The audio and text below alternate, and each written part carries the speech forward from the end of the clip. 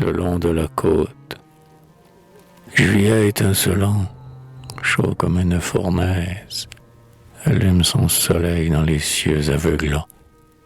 Et quand sonne midi, sous ses rayons ardents, le sol incandescent fume comme une braise.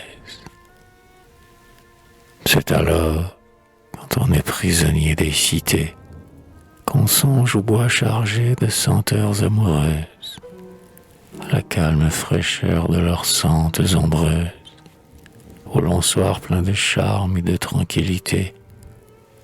On rêve une maison à l'ombre des futaies, simple à l'intérieur, mais ayant pour décor des champs riches d'épis, des prés émaillés d'or, si gaiement encadrés dans la verdure des haies.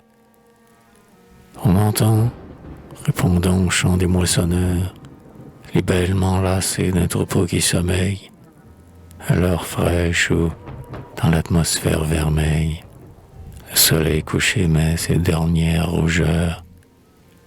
C'est l'heure désirée où la brise tardive se lève et vient troubler le calme lourd des eaux, et, passant sur la mer, ainsi qu'un vol d'oiseaux, se rapproche et fait signe à la barque attentive.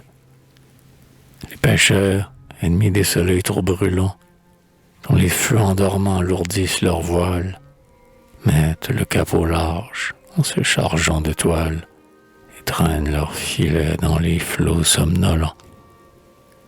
Et l'on entend alors, dans la nuit transparente, mille bruits répétés par les échos naissants, le flot calmé roulant sur les varechs glissants, les pas des promeneurs sur la grève odorante, les mugissements sourds venant des profondeurs, des paccages lointains où le bétail s'allonge, dans l'herbe et le clapot d'un goéland qui plonge, au large, énervé par les nocturnes tiédeurs, le grondement du flux dont les assauts vivaces rongent les rocs, témoins des siècles éloignés, lavés par la bourrasque et toujours imprégnés de l'eau de mer qui roule à flot dans leurs crevasses.